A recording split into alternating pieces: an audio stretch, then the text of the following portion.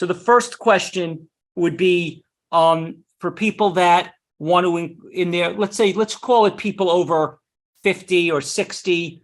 It could be for anyone, but that want to increase their sex drive. Is there anything herbal or supplements that would be appropriate? Well, I love Yohimbe. Is probably my favorite, but I think you have to be careful because Yohimbe can raise your blood pressure a little. So you just have to use your common sense. And the thing is all the lifestyle things, exercise, lose weight, stay in shape. And then my favorite herb for sex drive is Yohimbe. Great. Yeah, I like maca. I like maca for both men and women. It's a good health tonic, I think, and has a lot of other benefits as well. But that would be my recommendation. Any risks with maca? Any downside to it? No, I don't think so. It's a member of the cruciferous family, so we have some of the same sort of compounds that we have with kale and broccoli and also. Maybe in massive quantities, it may not to be good for your thyroid, but I think the levels that we're talking about taking, it's not a problem. Okay. How about getting radiation from flying in a plane or from medical imaging, as well as pesticides out of our body?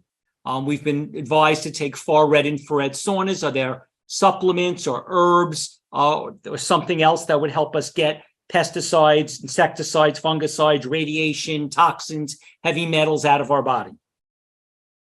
My favorite, besides I do love infrared, but as far as detoxing, broken cell wall chlorella and cilantro are at the top of my list. And sometimes a good activated charcoal can help remove some toxins, especially like alcohol or food poisoning. For me, yeah. Yeah, I'm a big fan of flavonoids. That was my talk. I think a high flavonoid intake would be very helpful. In my lecture, I talked about the importance of NRF2 activation. This is our body's endogenous antioxidant system. So flavonoids are great NRF2 activators. Spirulina is another consideration, or any sort of greens drink. Great detoxifier and great kind of anti-radiation and anti-pollutant factors with spirulina and other green foods. Okay, great. What about iodine? Is this something that's particularly important, or is it just another mineral? Some people had emphasized that we need to make sure we're getting iodine. Is this any thought on that? I'm not a big fan of high doses of iodine. It has negative effects on thyroid and other functions. So, I think it's important in like most nutrients and most things. We're trying to find the right level. We want to make sure we have sufficient, but we don't want to go into that toxic range. So I'm very conservative with iodine. Yeah, and I agree. I think that something like maybe add a little bit of kelp to a smoothie. It will give you some natural iodine, but it's not going to make it toxic. And I don't know. I'm sure there's a test you can take to see what your iodine levels are. Okay. We had a doctor the other day that said that a nebulizer with 3% hydrogen peroxide was a very powerful way to get things out of the body. Does that resonate with either of you as something that's a meaningful approach, or was that just his approach? I think it's good. I'm a fan of a nebulizer and also food grade hydrogen peroxide. Yeah, I think it's a good approach. Yeah, I'm neutral on it. I don't think there's any data with that. In a nebulizer, I would rather see something like N-acetylcysteine, something that has more clinical documentation, and in a broader range of action.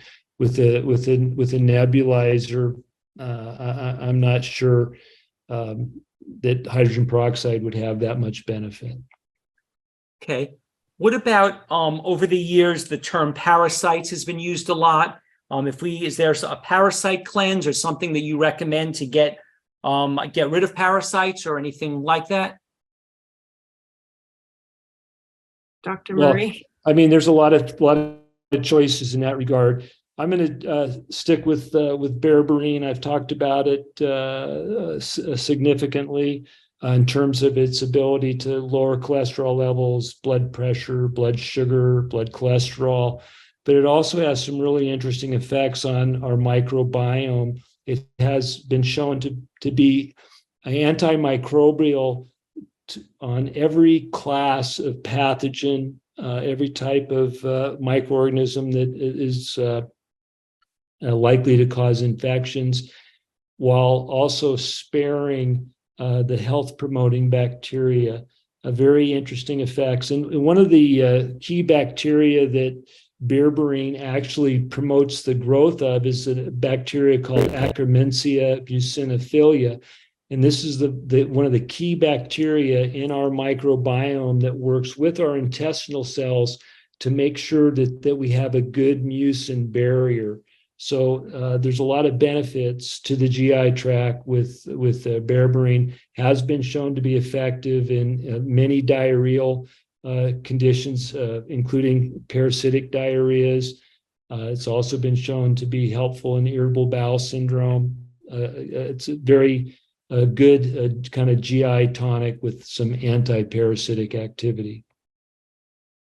We're told a lot that our gut health is important. Is there any herbs, probiotics, or supplements that you recommend that we use to help have a healthy gut microbiome?